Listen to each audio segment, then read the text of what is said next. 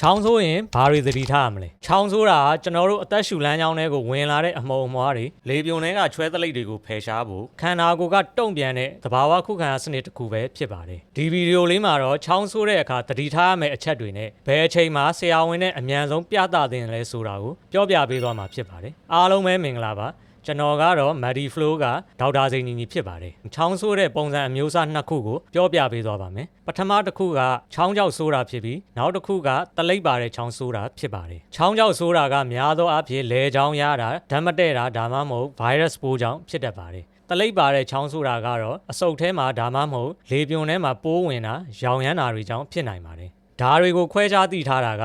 မိတ်ဆွေရဲ့ယောဂအခြေအနေကိုဆရာဝန်ကိုပြောပြတဲ့အခါမှာအများကြီးအထောက်အကူပြုပါတယ်ချောင်းဆိုးတဲ့အခါဘလို့အချက်တွေပါလာရင်သတိထားရမလဲဆိုတာဆက်လက်ပြောပြပေးသွားပါမယ်။နံပါတ်1အချက်ချောင်းဆိုးတာကြာရှည်နေရင်သတိထားရပါမယ်။ရိုးရိုးအေးမိတာကြောင့်ဆိုရင်များသောအားဖြင့်တစ်ပတ်နှစ်ပတ်အတွင်းပျောက်ရပါမယ်။အကယ်၍မိတ်ဆွေရဲ့ချောင်းဆိုးတာက3ပတ်ထက်ကျော်လာပြီဆိုရင် TB ယောဂါဒါမှမဟုတ်နာတာရှည်အဆုတ်ယောဂါတွေဖြစ်နိုင်ပါတယ်။နံပါတ်2အချက်ချောင်းဆိုးတဲ့အခါပါလာတဲ့တလိပ်ရဲ့အယောင်နဲ့ပမာဏကိုလည်းသတိထားပါတလိပ်မှာသွေးပါလာတာဒါမှမဟုတ်အစိမ်းရောင်အဝါရောင်တလိပ်တွေများများထွက်လာတာဆိုရင်ပုံမှန်မဟုတ်ပါဘူးဒီလိုအခြေအနေမျိုးမှာလည်းဆေးရုံဆေးကန်းကိုချက်ချင်းသွားတင်ပါတယ်နံပါတ်3အချက်ချောင်းဆိုးရင်းနဲ့ရင်ဘတ်ထဲကတရွှီရွှီအတန်မြည်လာရင်အသက်ရှူရကြက်လာရင်လမ်းနှဲငယ်လျှောက်ယုံနဲ့မောလာတာမျိုးဖြစ်လာရင်အဆုတ်ရောင်တာဒါမှမဟုတ်ပန်းနိုင်ချက်ယောဂဖြစ်နိုင်ခြေရှိပါတယ်ဆေးကန်းပြဖို့လိုအပ်ပါတယ်နံပါတ်4အချက်ချောင်းလဲဆိုးမယ်ညဘက်ချွေးထွက်ပြီးငွေငွေလေးဖျားမယ်အစားအသောက်ပြက်လာမယ်ကိုယ်လေးချိန်လဲတီးတီးသာသာကျလာမယ်ဆိုရင်တော့ TB ယောဂါရှိမရှိ